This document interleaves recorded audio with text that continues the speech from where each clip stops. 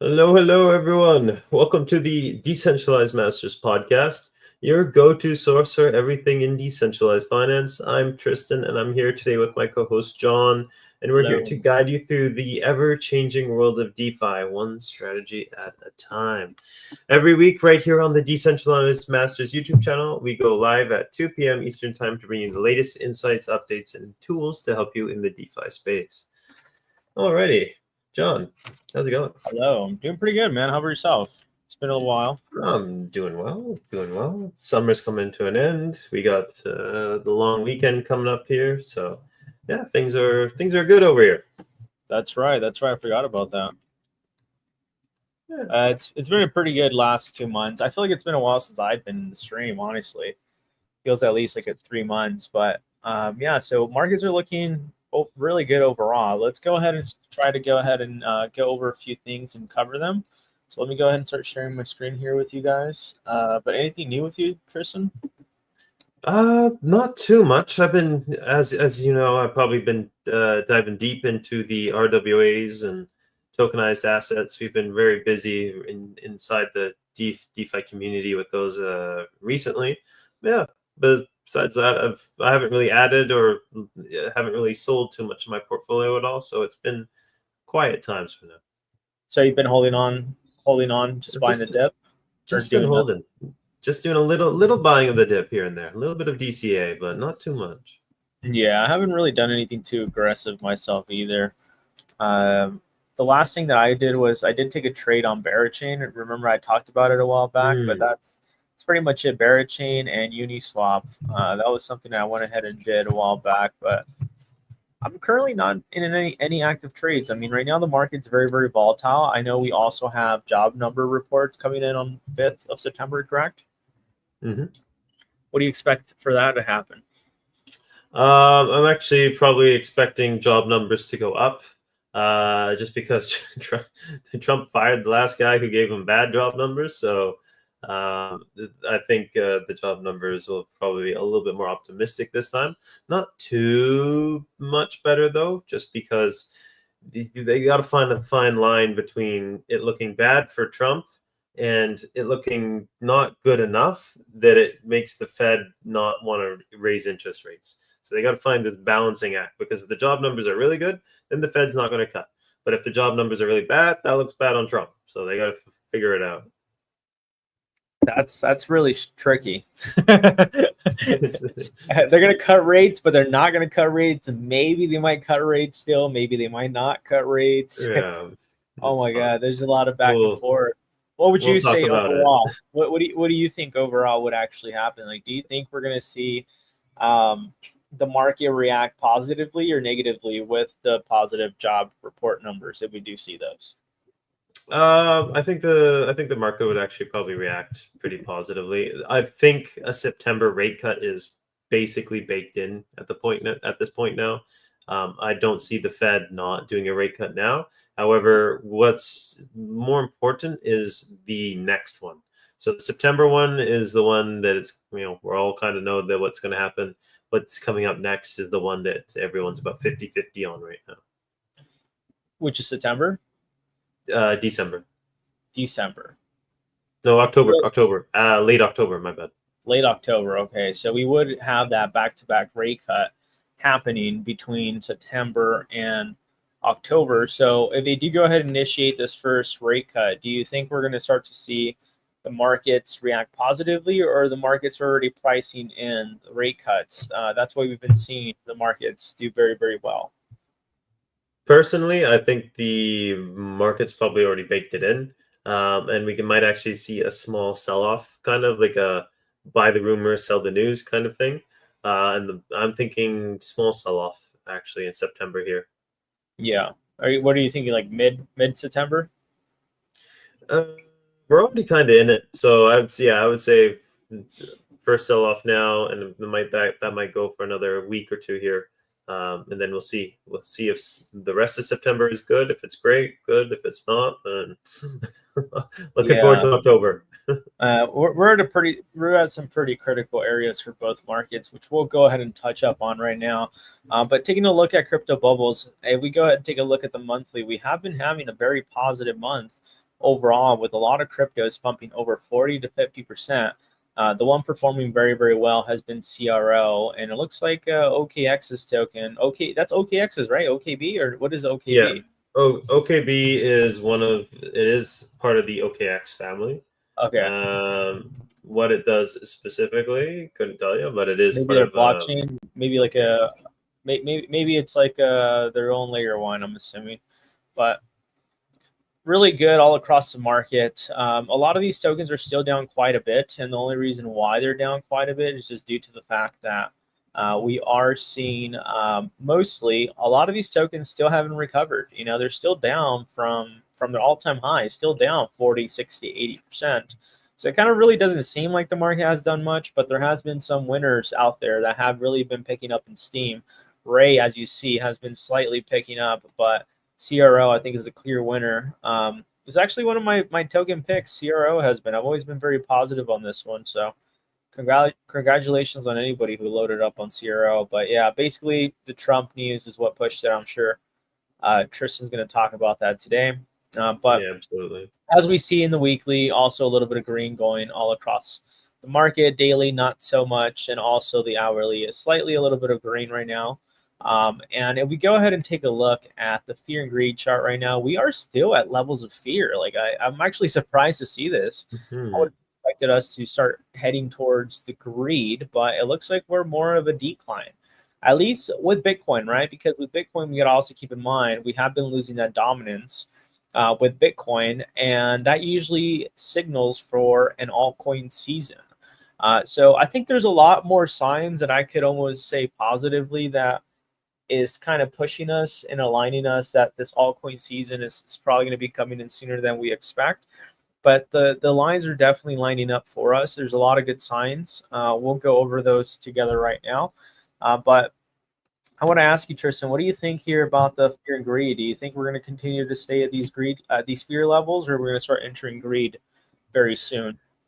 No, I'm actually quite shocked that we're at the fear level because we were only at greed a few days ago. It's like the market is really bipolar right now. No one can decide, right? It's not very obvious whether the market will be moving up or down from here. So there's a lot of chop in the middle. Like Yeah, in the market in general, you see a lot of just sideways action, and then you see, I guess, that sideways action is reflecting here in the fear and greed index as well, as we just slightly move to greed, slightly move to fear, slightly move to greed, back to fear. We're not moving deep into either one of those ranges.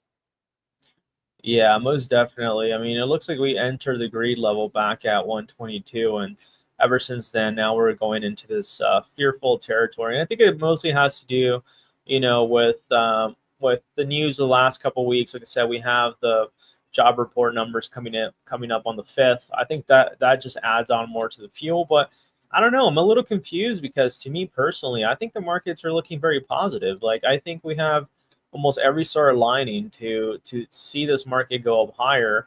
Now, of course, we need to wait for confirmation before we start to assume that we will start to see the market go up higher. But looking at the Nasdaq alone, we see that the Nasdaq finished very, very strong today. And actually, I don't even think the market's done yet. But yeah, they're Looking not. We strong. have 2 hours, right? 2 more hours. Looking strong. Yeah, so they would be done in 1.5 hours. They still got an hour Okay. left. It's been a while. I don't trade the stock market anymore, so like I don't even keep up with Tokenized stocks 24/7.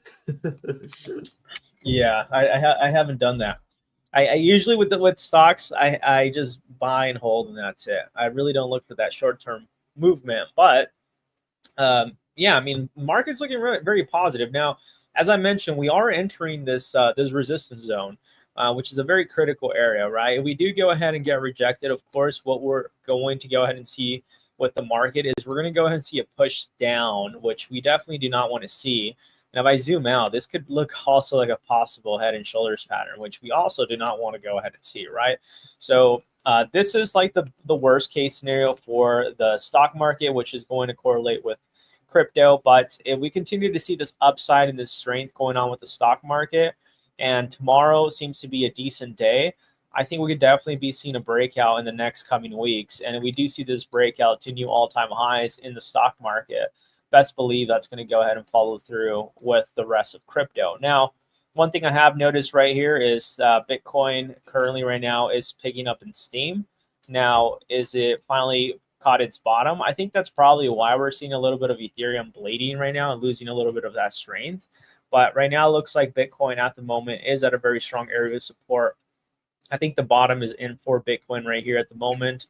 As long as we go ahead and hold this range right here between 107 and 110, this is a really good area for Bitcoin. I don't think we're going to see Bitcoin fall back down, but I do think we're going to try to reattempt to climb back up and then start to see that breakout with Bitcoin reaching towards that 125, 130 price target. Now, this is all assuming we hold these ranges. Now, this is a very typical thing for Bitcoin to do. We enter these consolidation periods where support then gets broken. People go ahead and get liquidated. They freak out. They think it's the end of the market, and then the market reverses. We've seen this plenty of times. I could go ahead and show you where we've seen this. We've also seen this all the way back over here. Now, keep in mind, this one was a little bit more aggressive. But it's basically the same thing. We go ahead and take a look at Bitcoin right here. We have noticed that back in like 2024 December, we saw this consolidation, big market correction, V-shaped recovery, came back up. Let's just say we don't count that, right? But you could go ahead and see this. We had the same thing in early May and June. We saw Bitcoin consolidating within this range of testing 109, 110, trying to break out. Basically a fake out, pushing Bitcoin from 110 all the way down to a very strong area of support at around $99,000, and then had a quick reversal, and then up to the races Bitcoin went ahead and did, right? So this is a very common thing. It's just a liquidity sweep in the market. They basically just shake out all the longs, shake out everyone who's fearful and in doubt of the market, and most importantly, over leveraging themselves in their positions. And these are liquidity sweeps, very, very typical for us to see in the market. And I think that's actually what we're witnessing right now with Bitcoin, because Bitcoin's actually looking a lot more stronger than Ethereum, I would say, from last I checked. And this is a very strong area of support for Bitcoin. So I am expecting Bitcoin to possibly start climbing back up into this range of $116,000. And we do go ahead and see Bitcoin hold between this range pretty well. We could go ahead and start to see that breakout back towards that 120. What are your thoughts here with Bitcoin, Tristan? Yeah, well, last time I looked at the Bitcoin chart, someone asked me recently, was what should I be doing? Would I add more to Bitcoin or would I add more to Ethereum? And then just at this specific moment, I would be adding a little bit more to Bitcoin.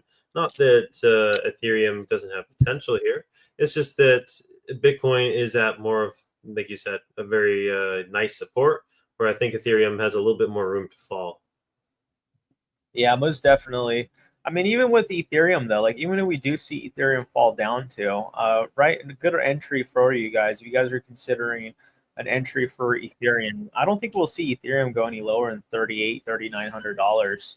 I Yeah, mean, we'd exactly. get lucky if we do go ahead and see Ethereum at 34, 35, which best believe everyone wants that entry. But I think worst case scenario, we'll see ETH come back down to these ranges at around $3,800, which is the worst case scenario if we continue to lose the support. So right now it looks like it's struggling a little bit. If I also go ahead and assume and take a look at Bitcoin dominance, we might be seeing Bitcoin dominance slightly start to pick up. And this is one of the main reasons why we might be seeing this shift with Ethereum. But if Ethereum does lose the support, best believe we're going to go ahead and see Ethereum do a very similar move that we saw with Bitcoin, where it just dumps, basically does a liquidation and then reverses and then just pumps out in the market. We've also seen Ethereum do this in the past. We've actually seen Ethereum do this multiple times. We saw this happen during this time right here when Ethereum went ahead and picked up very, very quickly around April to May. We were seeing this consolidation with Ethereum where it went from $1,400 then up to $2,700 consolidated. Basically a fake out, drop down below the level of support, and then also went ahead and capture the shorts. So, the shorts. So they went ahead and captured the longs here, and they went ahead and captured the shorts here, got them out of their positions, liquidated, and then we see a quick reversal into the market. So if we were to go ahead and see Ethereum drop down, I think we would be seeing a very similar structure like that, where we'll go ahead and see that first support being dropped. Strong support gets broken. Everyone confirms that this is going to go down to $44 or $3,400. They enter a short and they get squeezed out of their position with a reversal, right? So that's like the worst case scenario I see with ETH is coming down to this 37.38. Best case scenario for me with ETH is that we see a lot of strength. We hold this range here and we just go ahead and bounce, attempt that $5,000 breakout. So if we are going for this $5,000 breakout, I think we could probably see that $5,000 breakout, I think within like 2 to 3 weeks, if we do continue to hold this range. If not, we're probably talking about probably E3 attempting this $5,000 breakout towards probably mid or end of September. Worst case, I think, if we don't have any strength coming up here. What are your thoughts here with Ethereum? Well, I was going to say, a member of our team was saying that Ethereum was going to 7,000 this cycle. What do you think about that, John? Oh, most definitely. I've been screaming for $8,000 for a very long time. I think it's very realistic. I mean, if we really go ahead and like take a look back and we really look at where $7,000 is, it's right here at this range. Where we're currently at, let's just say, assuming we do break past the $5,000, this is a 40% move. We both know in crypto this is not impossible. Bitcoin did this. And even if we were to go ahead and measure from its all-time low from ETH, I guess, if you want to go ahead and consider this, this is really a 4x, which also, once again, in crypto is not like, wow, 4x. You know what I mean? It's like 4x's are not, it's not like they're not unheard of, right? We go ahead and take a look at Bitcoin back in the prior pandemic and stuff like that, which, of course, we were at different times in the market, but if Bitcoin was able to go from $6,000 all the way up to $64,000, which is over a 9x return, I think it's a possibility that Ethereum could easily go and hit that $7,000 mark with no problem, right? This, if you talk to people now about a 9x return on Bitcoin in a bull run, they would think you're crazy. We won't see those kind of returns anymore. But for Ethereum, realistically, a 4x is not impossible. And I think even a 4x for Ethereum, realistically speaking, it's underestimating the token because technically speaking, Ethereum went ahead and topped at around almost this, let's just call it $4,900, right? So if we were to go ahead and measure from its all-time high from last previous cycle, let's just say to our price target of $7,000, that's only a 47% increase, which is super realistic. So realistically speaking, if we are in this ultimate, market cycle where a lot of liquidity is going to be getting poured in, as we all believe it or not, like I even think $8,000 to $12,000 is somewhere that could be reached. Now, I don't think we'll see that. I think $12,000 would really be pushing it in the market. I think this would basically mean that we'll probably be seeing like XRP at crazy price levels, maybe $100. No, but $12,000 would have to mean like $12,000 ETH would have to be the same kind of excitement that we had last cycle with NFTs. If you remember, like the crazy excitement of what we had, people just throwing in money. And if we do see that, then I would believe $12,000 is possible. But I would say I think $8,000, it's really, really realistic. It's not an unrealistic number to obtain, considering the fact that Ethereum, from where it's currently at, from its all-time high from last bull cycle, really only went ahead and did a 40% return on that. And compared to Bitcoin, let's see what Bitcoin did. I think it almost did about 70%. And I think Bitcoin's going to go up higher. So it's really going to be bringing in about 110%. From Bitcoin's previous peak from last market cycle, if we top at around 150. So I think it's really realistic. I don't know. Call me crazy. What do you think with Ethereum? And you know what? To be honest, I have my next Fibonacci line for Ethereum at 6,700. So if we are, if we do, I think 7,000 is realistic, but because last time we punched up above into that zone, we got rejected. But we're still there right now. We're sitting at it. So if we consolidate out a little bit, I think it would be 6,700 is that next line, but Yeah. it's just whether if the market really wants to go for it or not. But yeah, I think it is realistic. It is definitely realistic. However, I'm going to say that my next target for Ethereum after 7,000 would be 10 or 10.2, and I find that less realistic. Well, I mean, we're not that far off. I mean, I said about 8,000, eight to Mm, $12,000. You said about almost about the same, slightly a little bit lower. So I don't think the numbers that we're going based off on unrealistic at all. Now, of course, it just depends on how quick the market moves. You know, if yeah, we're of talking course. about if we're talking about the bull cycle being over, let's say September is not a bearish month as we expect, and we see a green month, and the market starts going crazy, that could basically mean, I think, in my opinion, we might see the bull market topping in like November or like late October. You know, it could be it if we do see that opposite effect of September. Instead of being bearish, we see bullish, because if you technically see what's been going on with the market, the altcoin specifically in the crypto market overall started pumping since July, which are typical red months from prior market cycles. July, August, September are usually the worst months ever for Bitcoin and cryptocurrencies in general. Like, even if we quickly take a look at like what was going on with Bitcoin back at around this range right here, like you see back in like 2023 June, July, that was like the top for Bitcoin from $30,000, and then just dragged itself out from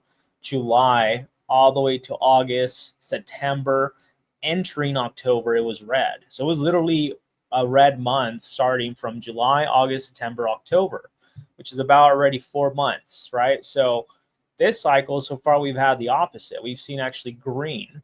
So if we're going based off that, that could realistically mean, I think, in my opinion, would mean that we could probably be seeing, if the market goes crazy, probably even seeing a top sooner than we expect. That'd be like the worst case scenario, in my opinion.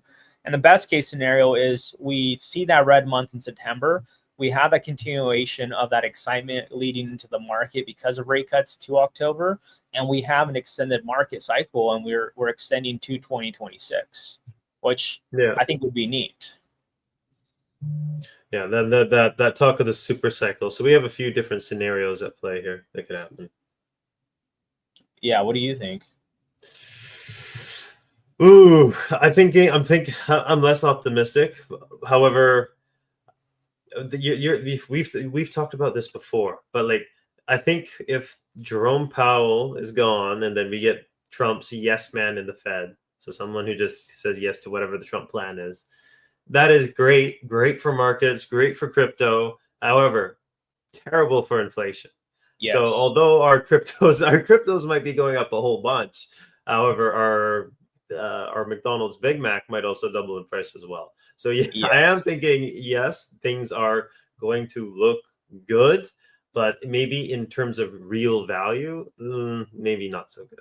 Well, keep in mind too, like technically rate cuts are not really bullish if we really think about it. I mean, that's usually a sign that the economy is definitely struggling and giving signs of, of a recession or preventing a recession, which I think, in my opinion, I feel like we've been in a recession for the last 3-4 years. I think it's going to get worse now because of this inflation that's going to go through. But initially, rate cuts are not positive for the market. Like, they're good for you and I as investors, traders, people that are collecting, digital assets, gold, silver. Maybe you collect Pokemon cards. I don't know, NFTs. Anything that has value during times like this in the market goes up. But once this all starts coming down, which is going to be like once we reach the top, whatever that is, I don't know when that is. And I'm also not going to try to predict where the top of the market is. I'm just going to wait to see the signs. That would basically mean that we are officially basically in a recession, and we do get these rate cuts to go ahead and basically stabilize the economy from fully dropping. That's basically what rate cuts are, is to basically prevent a whole entire collapse of the market. So it's good for us, but like meaning 6-8 months down the line, it's not really positive for the economy. It's actually really negative. So we're kind of left to no choice but to make a lot of money to prepare ourselves during the bear market. Yeah, and then stack it all in gold and Bitcoin. Yes. Speaking of gold and Bitcoin, we'll do a little bit of crypto news from around the world. So Angola, it's a country in about, you could say, southern Africa. They have very cheap electricity, so almost like free power. However, it doesn't, it's not reliable. It comes and goes, but essentially a country with very, very cheap power. Um, that attracts Bitcoin miners. So 60 Chinese nationals have been arrested, and over $37 million of equipment for Bitcoin mining was seized in Angola just yesterday from Interpol. Bitcoin mining is illegal in the country. So $37 million of Bitcoin miners have been confiscated. I've actually been into like the whole Bitcoin hosting, Bitcoin mining space, John. Like I would look for different countries where I could host miners. So not in my own house because I don't have that kind of power, or my people that I live with, they wouldn't really appreciate having a Bitcoin miner running in the house either. But you can go and host these things in other countries. So Paraguay is a hot one. I've seen Mexico, I've seen Dubai, Iceland, Texas, of course, even other parts of Canada, all very popular. But once I in a heard while, I would Alaska's see good. Is it true? Angola. Yeah, I've heard Alaska's not bad. It's cold, but the power, is it cheap? I don't know, but That's it's the question. cold. Definitely cold. Yeah. It's cold. I don't know if it's cheap. I know a lot of things in Alaska are basically more expensive, so I wonder if electricity is expensive as well. Yeah, they probably get it all from But fossil you know fuel, what I I suppose. found very odd is that they have miners in in Texas, and it's because electricity is cheap, but Texas is also hot. So like imagine having to worry about your place not catching up on fire. It's probably Yeah. like they're running the AC 24/7 nonstop because I could imagine how hot those rooms get. Yeah, these miners, they have fans in them, but these fans in these facilities get so loud that actually people in that area of these Bitcoin miners that are living there, they actually complain because it's like a constant droning of fans. So it's almost like a racetrack. Like you're living next to something that's just making tons of I could noise. imagine, man. That's Um, that's that's how my gaming laptop is. It's freaking annoying. Sounds like a helicopter in my ear at all times. Well, yeah, just constantly making noise. But yeah, so I even saw when I was back doing this, you would see Angola time to time, and you're like, I think that's illegal. I don't think those guys are actually supposed to be doing that. But yeah, and it finally push came to shove, and now they don't have their miners anymore. So yeah, not great for them. But always, if you're going to do crypto mining, if you're going to do crypto hosting, look at where the jurisdiction is. If you want to avoid the risk, go with something like a Canada, United States, Iceland, something reputable. But of course, the less, there's risk to reward. Speaking of risks, Venezuela is one of the most crypto friendly countries out there. We had Rodrigo on the podcast maybe about 3 weeks ago, and he is one of our mentors here at Decentralized Masters, and he was actually from Venezuela. And he's saying Venezuela is going for adoption not because of not the same way that the United States is going about it, like as an opportunity to make money. They're doing it out of survival because the Venezuelan bolivar has dropped 70%, and the inflation rate is 229% right now, compared to the 2 to 4 that we kind of deal with. So it's 13th ranked. Venezuela is ranked 13th globally in crypto adoption, with 110% usage increase in 2024, driven by the collapse of the bolivar. So although you and I and John and everyone else here, we're looking at things from a different perspective. A lot of people are turning to cryptocurrency just out of survival. So it's beautiful to see what crypto does. for the people who don't have access to it. And now when you see things like tokenized bonds and tokenized stocks coming to the market as well, now people who live in countries that didn't have access to US markets can now have the same access that the rest of us do. So very cool things coming down the pipeline. And yeah, there's always got to think of different perspectives in this. Let's talk about inflation. So what is Polymarket saying? At the moment, this is why my opinion for the September rate cuts baked in. There's literally a 78% chance that we're getting a 25 basis point cut, according to Polymarket. Only 18% chance on that no change. So everyone kind of believes that we're getting a change. We're getting a rate cut in September. However, John, what do you think? What do you think the odds are right now on an October rate cut? Are we close to 50-50? Are we going heavier to one side? What do you think? I think I'm personally leaning more to like we're probably going to start cutting rates in October for sure. We have to. I'm leaning more towards 50, more a little bit higher than 50-50 because technically speaking, we only have September, October, and December for rate cuts, and I feel like December really doesn't. How is that going to help? You know, that's already the end of Q4. I don't think the same excitement is going to be there. I mean, unless, as I mentioned, maybe if we do December, maybe that translates to 2026, another, you know, let's just call it a whole entire half a year left for us to continue to make money in crypto. But I'm more going towards the narrative of it being September and October. I mean, realistically speaking, they should have cut rates in July, and then they could have been doing another rate cut in around October, and it wouldn't look too aggressive. Now we're at a point where they're going to be like, okay, how do we not scare the people? Like, because if they see rate cuts back to back, they know that's probably not a good sign, you know? So I think, I don't know, I think they're left with very little choices in my opinion, and they should have probably cut rates in July to then start implementing another one September or October. That way they're not pushing it all at once, but that's kind of my guess into it. We're at about 50-50 for October. So we're at a 49% chance for a cut, 45% chance for a no change. Right. Well, we really want to see those stats when September hits. Yes, because if we get September rate cuts, I'm sure the October is probably going to go up too as well. Yeah. If we get a September rate cut, I think it's more likely that an October one will come as well. What are the chances we don't get a September rate cut? That's what I think everyone's kind of like panicking about right now. Like, 18%. What are the chances we don't? 18? 18%. So we would have to get lucky for that 18% that we don't get a rate cut. Yeah, so but can you imagine the damage? Can you imagine the damage that will be in the market if that happens? Man, they're literally playing with the economy if that happens. Oh yeah, it's fun. good times. But here's another one that's interesting though. Where is it?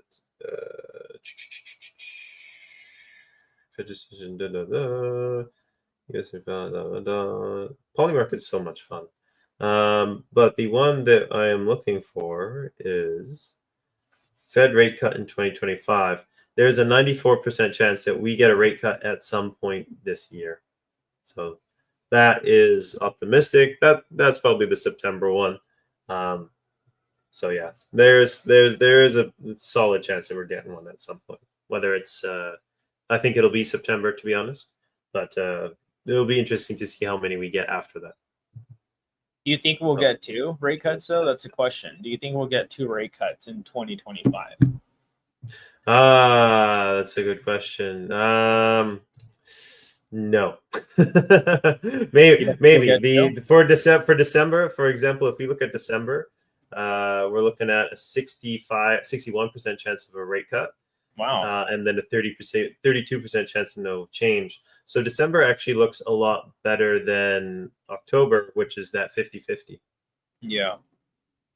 So we do get that rate cut in December, so that we're assuming we're probably going to get a continuation to the market in 2026.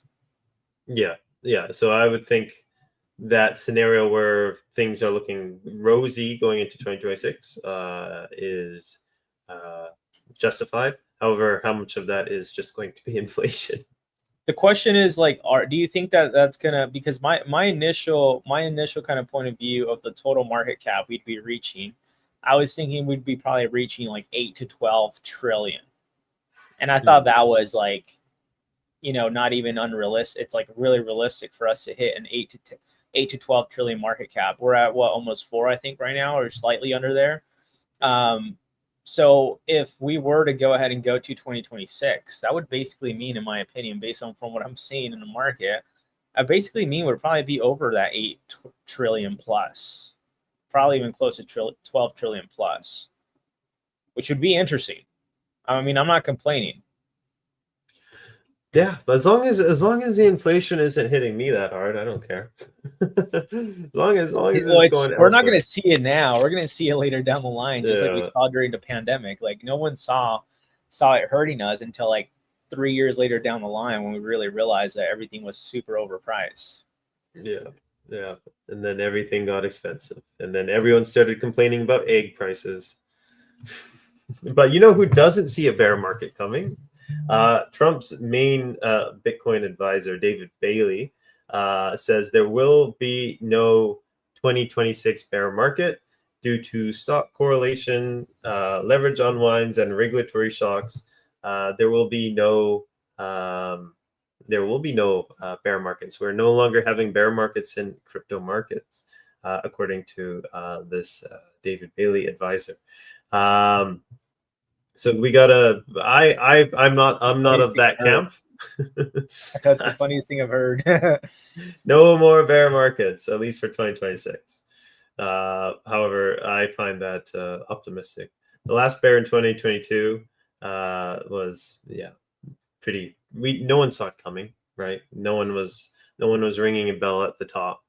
Yeah, always gotta be aware. And then even Tan, this is the CEO and founder of Decentralized Masters.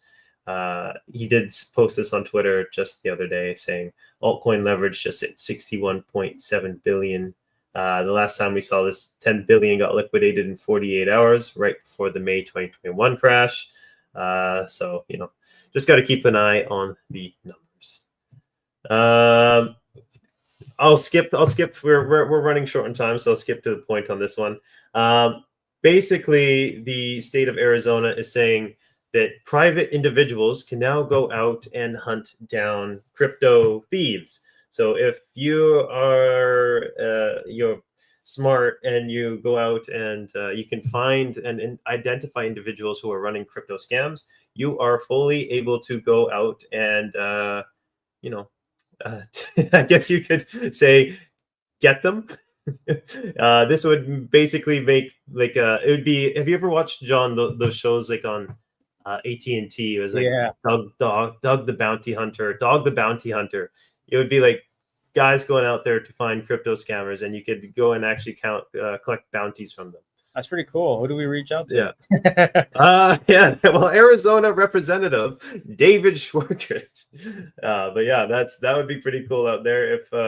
If you're ever wondering if you're looking at a legitimate project, anyone, if you're thinking, is this project legit? Throw it into Certic. Certic is it's a security platform. They rate and audit different crypto platforms. Throw your project into here. Doesn't matter what it is. And it'll give you a review. So, for example, if we throw in, I don't know, Jupiter, which is a large exchange on Solana, you can get a safety ranking for your project here. So make sure you want it to at least be above kind of 60, 70%.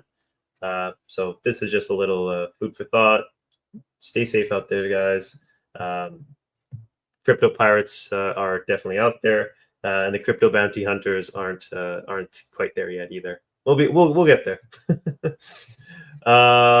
Also here, Coinbase has now enforced U.S.-based training, citizenship, and fingerprinting to block North Korean hackers from targeting them and their remote work policies. Before I was working at DM, I was actually a recruiter in the crypto industry, so I worked with a lot of crypto startups.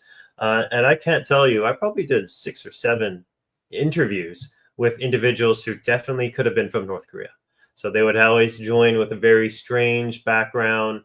they would always pause before saying something because it would take a few seconds for ChatGPT to load to say what they needed to say. However, their English accents weren't their accents weren't as bad as you would imagine for a North Korean.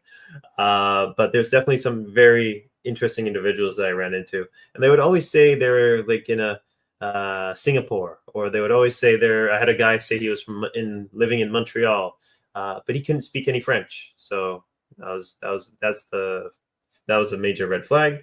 I found it pretty obvious when someone is not who they say they are, but they usually offer really good salary deals, so it could be tempting for new founders. But yeah, Coinbase is finally shutting that down. Coinbase has had an interesting year of hacks and breaches, so always be careful out there, guys, hiring or as a individual. We also have some interesting stablecoin predictions from Coinbase. Coinbase predicts the US dollar peg stablecoins will reach 1 trillion by 2028, driven by new crypto regulations effective in 2027. Stablecoin issuers will need 5.3 billion weekly in US Treasury bills, causing a minor 4.5 basis point yield drop, but not significant. Look at this chart on the bottom here. Between Circle and Tether, so those are the two largest stablecoin companies out there, they own more U.S. bonds than the countries of Brazil, Taiwan, Israel, the Cayman Islands. They are some of the largest U.S. debt holders out there, and they're getting close to Norway. Norway is one of the most. They have their Norwegian, what's it called? The Norwegian Investment Trust or something like that. National Fund. I don't know. Sorry. But it's incredible that literal companies have now gained this much in treasury exposure. Very impressive. And then we also got the PSG1 from Solana coming out in October, coming in October 6th. The handheld Gen 1 gaming console by Solana will be coming out. John, I'm sure you've pre-ordered this, yeah? I haven't yet, man. I was actually considering pre-ordering the Solana phone, and I was like, I don't know. I decided not to. Or did you do it? I'm still like debating, like if I should. I mean, it's not that much. It's $500, but I already have two new phones. I literally just got the Galaxy, the Fold one, the new one. Look at this. It's pretty cool. Oh yeah. Whoa. Yeah. So I was like, and this was a 2 gram phone, and I was like, do I really need a Solana phone? But it comes with airdrops, right? Yeah. Apparently, some guys. I've heard that some guys have already made back that $500 in airdrops that they have gotten for just having the Solana phone. I know. I should probably just buy it because I think they're going to be closing that window very soon. Yeah, I think so as well. However, Are you going to buy it? cool. Ooh, I do have to buy a new phone. My iPhone's getting a little outdated, so I'm thinking I might get it. But So, what I really just bought a good new features does the ledger. phone have? Well, what really good features does the phone have? Is my question. It's like an iPhone. It's like a not so good iPhone, but it does have. I think there's a wallet that it has. It has like a yes. So it has the Seed Vault wallet. I'm not exactly Is that sure like a what that cold means, wallet? but I'm thinking it must be. But yeah, and then it comes with tokens, so you get the Seeker tokens as well. So yeah, it's interesting, but it really just seems like an iPhone with not all the iPhone perks. Yeah, I was actually considering of getting it, but like, I mean, now since I just got the new Galaxy Fold 7, I'm just like, I don't know if I need another phone. I already have two phones that I use, so adding three to the collection, I don't know, but Yeah, I I might do my don't. research on it. You got to keep in mind, you got to order that soon if you're planning of getting one because the pre-orders are almost going to be closing. I think probably by next month, if I'm not mistaken. Probably by the end of this month. I'm not too sure. Yeah, hard to say, but I think I'll skip on the PSG one. I think gaming for now it will be cool. Like I think Solana will keep getting bigger into gaming, especially now that they just had that update and they're running. Was it 10,000 transactions per second or something? Something incredible. What kind of games are they going to have? It's a I question. don't know. I think the gaming keeps on coming up. Like we keep talking about gaming, and it just all the gaming projects are just lagging behind at the moment. But I still remain bullish long term. There's a place for crypto in gaming. Yeah. And then this is our last slide today. CRO. So some of you have probably talked about this, but Kronos jumped over 40% over 23 cents. Its highest since May 2022 after Trump media announced the $6.4 billion CRO strategy joint venture with Crypto.com and Yorkville Acquisitions, pushing the market cap above $7.8 billion and ranking it 28th in terms of total market caps. The new entity, Trump Media Group CRO Strategy, will accumulate CRO tokens using $1 billion in tokens, $420 million in cash, and $220 million in warrants. Trump Media buys 105 CRO tokens. Crypto.com buys 50 million DJT tokens, with CRO holdings now over $1.5 billion. This has been amazing for CRO holders. Like you saw in the crypto bubbles, CRO is up something like 100%. One of my members was lucky enough to get into it before the run up here, and he is quite happy right now. But yeah, and I think John said that he had CRO as one of his top picks as well. Yeah, a lot of the members that I've recommended CRO to from when I recommended it when it was at 9-10 cents. So they're like up at 200%, 200+% on the return. So pretty good. CRO is probably going to continue to go up. I think my price target for it's a dollar. I think we're going to see that coming. All-time high last cycle was about 97 cents. So now with the whole entire Trump thing, I just don't see why it can't go ahead and break past that $1 finally. But I wouldn't be buying right now. Just a heads up. Yeah, I was bullish on Kronos, but like now you don't buy. Yeah, now it's at the top, and you let it stay there. You don't chase it. Don't chase. Yeah, take your profits. You're late to that party. Yeah. It sounds good now, but maybe let it cool off a bit. Yeah. Yeah, that's all I had today, John. So if you want to wrap it up, we can. Yeah, well, had a good one, guys. I hope all of you guys have a great rest of your weekend. I know it's Labor Day weekend, so stay safe out there. And most importantly, make sure you're not making emotional decisions in the market. Markets are going to be very, very volatile in the next coming weeks. Let's see what happens. Always dollar cost average as always.